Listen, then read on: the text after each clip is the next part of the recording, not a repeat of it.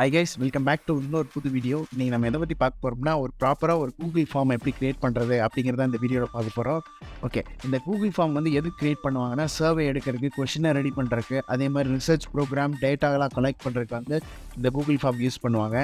அப்படி இருக்க இந்த கூகுள் ஃபார்மை வந்து நம்ம ஸ்டாஃப், ஸ்டூடெண்ட்ஸ் எல்லாருமே யூஸ் பண்ணுவாங்க. ஸோ தட் இந்த கூகுள் ஃபார்மை எப்படி வந்து ப்ராப்பராக கிரியேட் பண்ணுறது அப்படிங்கிறத இந்த வீடியோவில் பார்க்க போகிறோம். வீடியோக்குள்ளே போகிறதுக்கு முன்னாடி நம்ம சேனலுக்கு புதுசாக இருந்தீங்கன்னா மறக்காமல் சப்ஸ்கிரைப் பண்ணிங்க, அந்த பெல் ஐக்கனை ஆன் பண்ணிங்க. அப்போ தான் நான் போடுற வீடியோ உங்களுக்கு நோட்டிஃபிகேஷனாக வரும். Okay, let's get in to the video. நம்ம வந்து க்ரோம் ப்ரௌசர் ஓப்பன் பண்ணிக்கலாம். ஓப்பன் பண்ணிட்டு கூகுள் ஃபார்ம் அப்படின்னு சொல்லிட்டு டைப் பண்ணிக்கலாம். ஓகே, கூகுள் ஃபார்ம் டைப் பண்ணோன்னா ஃபஸ்ட்டாக வந்து கூகுள் ஃபார்ம் சைன்இன், செகண்டாக வந்து அதுக்குள்ளே போயிட்டு நீங்கள் வந்து கெட் ஸ்டார்டட் கொடுக்கணும். கொடுத்ததுக்கப்புறம் உங்களுக்கு வந்து இப்படி தான் இன்டர்ஃபேஸ் இருக்கும். இதில் வந்து நம்ம பிளாக் அக்கௌண்ட் இருக்குல்ல, அதுக்கு கிளிக் பண்ணிக்கலாம். இல்லைனா டெம்ப்ளேட் கேலரி இருக்குது. இது வந்து என்னென்னா ஆல்ரெடி கூகுளே வந்து நமக்கு வந்து ஃப்ரீ டெம்ப்ளேட்ஸ் கொடுப்பாங்க இந்த மாதிரி கூகுள் ஃபார்ம் க்ரியேட் பண்ணுறது. அதுக்குள்ளே போயிட்டு கூட நீங்கள் கஸ்டமைஸ் பண்ணிக்கலாம். இப்போ வந்து நம்ம ஒரு பிளாங்க் டாக்குமெண்ட் ஓப்பன் பண்ணிட்டு நம்ம பேசிக்ஸ் தானே பார்க்க போகிறோம். அந்த ப்ளஸ் ஐக்கானை கொடுத்தீங்கன்னா உங்களுக்கு வந்து ஒரு பிளாக்காக ஒரு டாக்குமெண்ட் ஓப்பன் ஆகிடும். இதுக்கப்புறம் இப்படி தான் பிளாக்காக இருக்கும். அன்டைட்டில்னு சொல்லிட்டு எல்லாமே இருக்கும். இதில் நம்ம என்ன பண்ணோம் அப்படின்னு பார்த்தீங்கன்னா, ஃபஸ்ட்டு வந்து இந்த இது அன்டைட்டில் இல்லை, இதை வந்து நம்ம டைட்டில் ஃபஸ்ட் நம்ம செட் பண்ணிக்கணும். ஏன்னா வந்து நம்ம வந்து ஷேர் பண்ண போகிறோம்ல, இந்த ஃபார்ம் நம்ம ஷேர் பண்ணி தான் நம்ம வந்து கலெக்ட் பண்ண போகிறோம் டேட்டா. இது வந்து ஸ்டாஃப்ஸ் யூஸ் பண்ணுவாங்க. எதுக்குன்னா ஸ்டூடெண்ட்ஸ்கிட்டேருந்து சில கொஷினுக்கு ஆன்சர்ஸ் வாங்கியிருக்கு. அதேமாதிரி ஸ்டூடெண்ட்ஸ் வந்து மார்க்கெட்டிங் பேப்பருக்கு வந்து ரிசர்ச் பண்ணுறதா இருக்கட்டும், அவங்க ப்ராஜெக்ட் ரிசர்ச் பண்ணுறதா இருக்கட்டும், சர்வே எடுக்கிறதா இருக்கட்டும், அந்த மாதிரி யூஸ் பண்ணுவாங்க. ஸோ தட் நீங்கள் வந்து நம்ம நேம் செட் பண்ணால் தான் வந்து நம்ம ஷேர் பண்ணிடலாம், அந்த நேம் வந்து அவங்களுக்கு டிஸ்பிளே ஆகும். ஸோ தட் நம்ம வந்து நேம் செலக்ட் பண்ணிக்கலாம். நம்ம வந்து நேம் வந்து யூடியூப் சர்வே அப்படின்னு சொல்லிட்டு நம்ம வந்து வைக்கிறோம். சரிங்களா? யூடியூப்புக்கு நான் வந்து ஒரு சேனல் ஹோல்டராக வந்து நான் வந்து ஒரு சர்வே எடுக்கிறேன், இதுக்கு ஆடியன்ஸ்க்கு எடுக்கிறேன் அப்படின்னு சொல்லிட்டு ஒரு கான்செப்ட் வச்சுக்கலான்னு வச்சுக்கோங்க. நம்ம இங்கே வச்சுருக்கோம்னா அதுதான் வந்து நமக்கு இங்கே இதாகிடும். நீங்கள் வந்து எப்படி வைக்கிறதுனா, உங்கள் ப்ராஜெக்டாக இருந்தால் உங்களோட ப்ராஜெக்ட் டைட்டில் வைக்கிற மாதிரி இருக்கும். அதேமாதிரி இப்போ ஸ்டாஃப்ஸ்லாம் எடுக்கிற மாதிரி இருந்தால் அவங்களோட கொஷின் பேப்பரோட டைட்டில் வைக்கிற மாதிரி இருக்கும். அந்த மாதிரி அவங்களோட விருப்பம் தான். நீங்கள் இதுக்கு இப்படி கிளிக் பண்ணி நீங்கள் வந்து கஸ்டமைஸ் பண்ணிக்கலாம். கிளிக் பண்ணி கீழே போல்டு, இட்டாலிக், அண்டர்லைன் இதெல்லாம் எதுக்குன்னா, அந்த டெக்ஸ்ட் இருக்குல்ல, அது வந்து போல்டு ஆகணுமா அப்படிங்கிறது நம்ம இப்படி செலக்ட் பண்ணிட்டு போல்டு கொடுத்துட்டோம்னா போல்டு ஆகும். அதே மாதிரி இட்டாலிக் நம்ம வந்து ஃபாண்ட்டோட ஸ்டைல் எப்படி வேணும் அப்படிங்கிறது வைக்கிறோம். அதுக்கப்புறம் டிஸ்கிரிப்ஷன், நம்மளோட இந்த சர்வேயோட நோக்கம் இருக்கும்ல, அது எதுக்கு எடுக்கிறோம் அப்படிங்கிறது. அதுக்கு இது வந்து நம்ம ஒரு பேப்பர் நீங்கள் கண்டக்ட் பண்ணோன்னா, I am conducting marketing research paper for this form அப்படி சொல்லிட்டு நம்ம வந்து நம்மளோட ஃபார்மோட டிஸ்கிரிப்ஷனை வந்து நம்ம டைப் பண்ணுற மாதிரி இருக்கும்.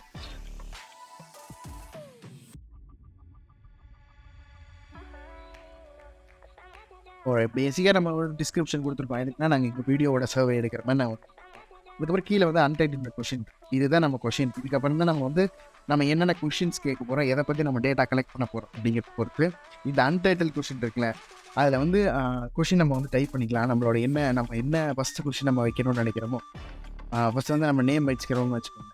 நேம் நம்ம டைப் பண்ணுறோம். ஓகே, நேம் டைப் பண்ணியாச்சு.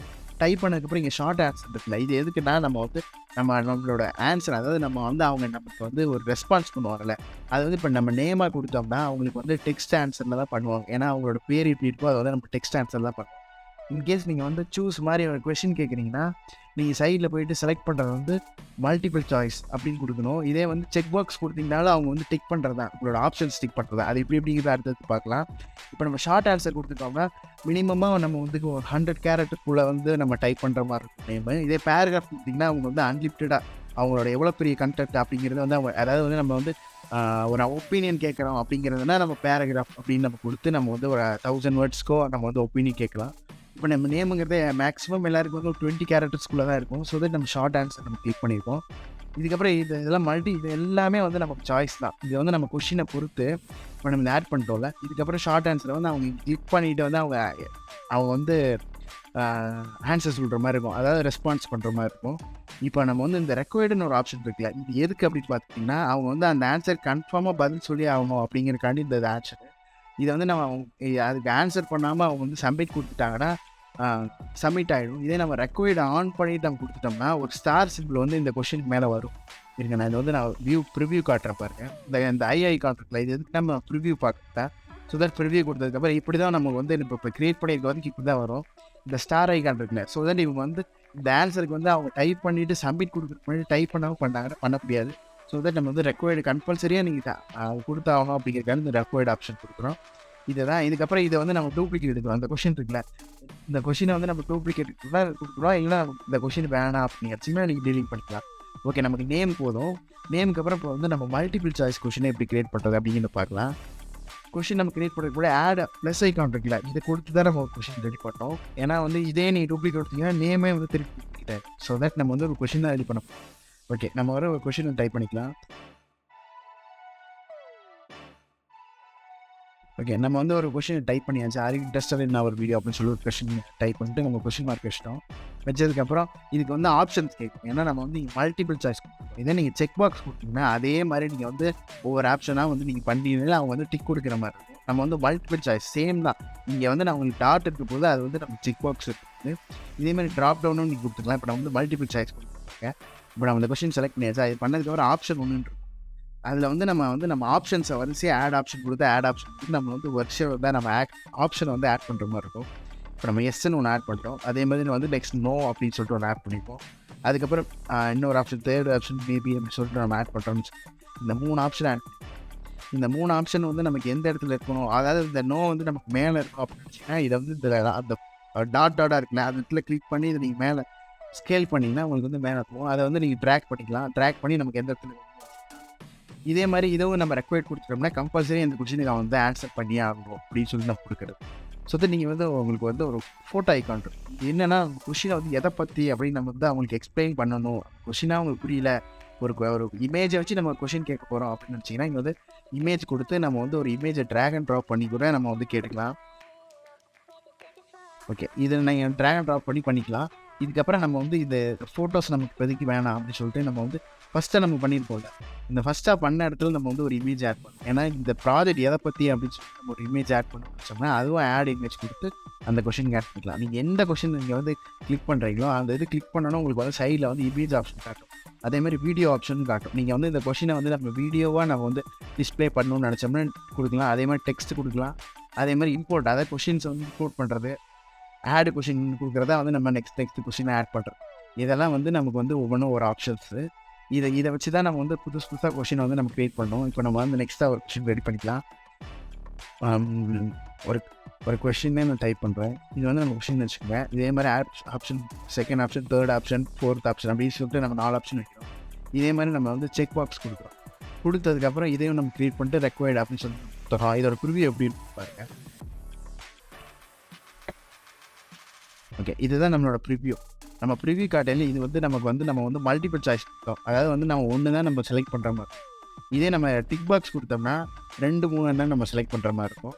ஓகே, இப்படி தான் வந்து நம்ம மல்டிபிள் சாய்ஸ் ஆப்ஷனை வந்து நம்ம செலக்ட் பண்ணுறோம். பண்ணிட்டு அவங்க சப்மிட் ஆன்சர் கொடுப்பாங்க.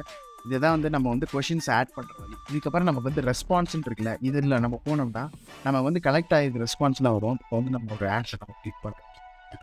நம்ம வந்து ஒரு பேசிக்காக நம்ம வந்து ஒன்று கிளிக் பண்ணிட்டு நம்ம சப்மிட் கொடுத்துட்டோம்னு வச்சுக்கோங்க. இந்த சர்வே வந்து நமக்கு சப்மிட் ஆகிடுச்சு. சப்மிட் ஆனதுக்கப்புறம் இங்கே 1 ரெஸ்பான்ஸ் காட்டுங்களா, இதுதான் நம்ம சப்மிட் பண்ண ரெஸ்பான்ஸ். இந்த மாதிரி உங்களுக்கு வந்து 100 எவ்வளோ வேணால் நம்ம கொடுத்துக்கலாம். அதாவது நம்ம எத்தனை பேருக்கு நம்ம ஷேர் பண்ணுறோமோ அத்தனை ரெஸ்பான்ஸ், அந்த ரெஸ்பான்ஸோட ஸ்டேட்டஸ் வந்து இங்கே காட்டும். ஸோ தான் நீங்கள் ரெஸ்பான்ஸ் எப்படி நமக்கு வந்திருக்கு. இப்போ நம்ம ஒரு ரெஸ்பான்ஸுங்கிறனால நமக்கு வந்து இப்படிலாம் சார்ட் காட்டுது. இப்போ நான் இன்னொரு சப்மிட் ஆன ரெஸ்பான்ஸ் கொடுத்து நான் இன்னொரு சப்மிட் பண்ணுறேன். ஓகே, நான் வந்து 2 ரெஸ்பான்ஸ் சப்மிட் பண்ணியிருப்போம். இப்போ நீங்கள் போய் பார்த்தீங்கன்னா 2 ரெஸ்பான்ஸ்ன்னு காட்டுங்களா. இதுக்கப்புறம் நமக்கு 2 ரெஸ்பான்ஸ் இன்னொன்று ஆட் பண்ணிக்கலாம். ஏன்னா நமக்கு வந்து கரெக்டாக வரும். நம்ம எல்லாமே எஸ் கொடுத்துட்டோம். ஸோ தென் நமக்கு வந்து சார்ட் வந்து டிஃப்ரெண்ட்டாக காட்டுது. ஸோ இப்போ வேறு ஆன்சர் நம்ம இப்போ சார்ட் மாறிடுச்சு. இது வந்து என்னென்னா நம்ம வந்து 3 ரெஸ்பான்ஸ் கொடுத்துருக்கோம். இந்த 3 ரெஸ்பான்ஸ்க்குள்ளே நம்ம சார்ட்டு, அதுபோக நம்ம கொஷினோட ஸ்டேட்டஸ், இது எல்லாமே வரிசையாக டிஸ்பிளே ஆகும். இந்த மாதிரி நீங்கள் எவ்வளோ கொஷின் கொடுக்குறீங்களோ அவ்வளோ டிஸ்பிளே ஆகும்.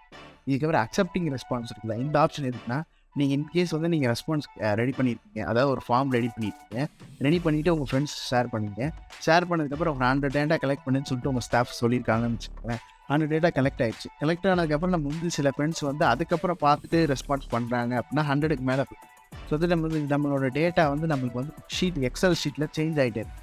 ஸோ தட் நம்ம வந்து இதுக்கப்புறம் நம்மளோட ரெஸ்பான்ஸ் இதுக்கப்புறம் எதுவுமே வரக்கூடாது அப்படின்னு அந்த அக்செப்டிங் ரெஸ்பான்ஸ் ஆஃப் பண்ணிட்டாங்கன்னா அந்த ஷீட்டை வந்து அவங்க நோட் பண்ணி பார்த்தாங்கன்னா this form is no longer accepting response அப்படின்னு சொல்லிட்டு வந்தோம். ஸோ தட் அவங்களால வந்து ரெஸ்பான்ஸ் போட முடியாது. நீங்கள் வந்து எனக்கு எந்த ரெஸ்பான்ஸும் வர வேணாம் அப்படின்னு நீங்கள் நினச்சிங்கன்னா இதை ஆஃப் பண்ணிக்கலாம். எனக்கு ரெஸ்பான்ஸ் வேணும் அப்படின்னு அக்செப்டிங் ரெஸ்பான்ஸ் கொடுத்தீங்கன்னா உங்களுக்கு வந்து நீங்கள் நோட் பண்ணையில அவங்களுக்கு வந்து ரெஸ்பான்ஸ் அவங்க போட முடியும். இதை தான் இந்த ஆப்ஷன் கிளிக் பண்ணுறது. இதுக்கப்புறம் நம்ம வந்து ஒவ்வொரு கொஷின் தனித்தனியாக நம்ம செலக்ட் பண்ணிட்டு நமக்கு என்னென்ன ஆன்சர் வந்திருக்கு அப்படின்னு சொல்லிக்கலாம். இது வந்து நேம் கொஷின். அதுக்கப்புறம் செகண்ட் கொஷினுக்கு என்னென்ன ஆன்சர், தேர்ட் கொஷினுக்கு என்னென்ன ஆன்சர், இப்படி சொல்லிட்டு நம்ம செலக்ட் பண்ணுறது தான். அதுக்கப்புறம் இண்டிவிஜுவல்னா நம்ம யார்கிட்ட நம்ம என்னென்ன நேம்லாம் நம்ம டேட்டா கலெக்ட் பண்ணிருக்கோம். இப்போ இந்த எஸ்டிவி அப்படின்னு சொல்லி நம்ம நார்மலாக போட்டிருக்கோம். இந்த நேமுக்குள்ள டேட்டா என்னென்ன அவங்க போட்டிருக்காங்க அப்படின்னு பார்த்துக்கலாம். அதே மாதிரி செகண்டாக ரெஸ்பான்ஸ் பண்ண அவங்களோட டேட்டா என்னென்ன அப்படிங்கிற இது எல்லாமே வியூ பண்ணுறது தான். டேட்டா தான் நம்ம ரெஸ்பான்ஸ் வந்திருக்கிறத ப்ராப்பராக ஒவ்வொரு செக்ஷனாக நம்ம வியூ பண்ணுறது தான் இதெல்லாம். இதுக்கப்புறம் இங்கே 3 டாட் கொடுக்கும். 3 டாட் கொடுத்தோம்னா டவுன்லோட் ரெஸ்பான்ஸ் சிஎஸ்வி அப்படின்னு இருக்கு. என்னன்னா கூகுள் ஷீட் இருக்குல்ல, நம்ம கலெக்ட் பண்ணிக்கிற ரெஸ்பான்ஸை நம்ம கூகுள் ஷீட்டில் வந்து நம்ம டவுன்லோட் பண்ணுறதுக்கு தான் கொடுக்குறது. நம்ம சிஎஸ்வி கொடுத்தோன்னா உங்களுக்கு வந்து ஒரு ஜிப் ஃபைல் ஓப்பன் ஆகிருக்கு. இது நான் ஓப்பன் பண்ணி எக்ஸ்ட்ராக்ட் பண்ணுறேன்.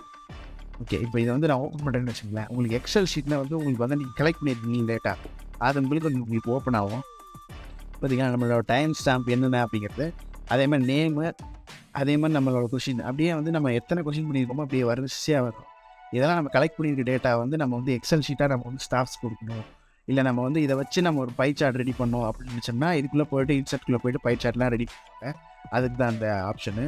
அதாவது சிஎஸ்வி ஃபைலில் நம்ம டவுன்லோட் பண்ணுறதுக்கு தான் அந்த வந்து கிளிக் பண்ணி, இல்லை நான் லிங்க் டு ஷீட் அப்படின்னு கொடுத்துட்டா நம்மளோட கூகுள் ஷீட் அங்கே கொண்டு போகும்.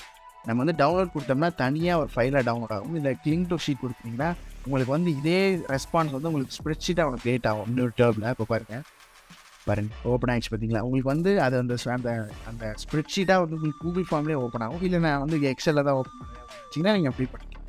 அது உங்களோட விருப்பம் தான். இதுதான் ரெஸ்பான்ஸ்குள்ள உள்ள செட்டிங்ஸ்குள்ளே போனீங்கன்னா இது என்னென்னா உங்களோட ரெஸ்பான்ஸ்லாம் வருதுங்க. இப்போ நம்மளுக்கு வந்து இந்த ரெஸ்பான்ஸுன்னு ஒரு செக்ஷன் இருக்குது. இது என்னென்னா ரெஸ்பான்ஸ் நம்ம இதெல்லாம் வந்து நம்ம முக்கியமானது. மேலே ஒரு ஆப்ஷன் இருக்குது, அது என்ன சொல்லலைன்னா அதை வந்து நம்ம நெக்ஸ்ட் வீடியோவில் பார்ப்போம்.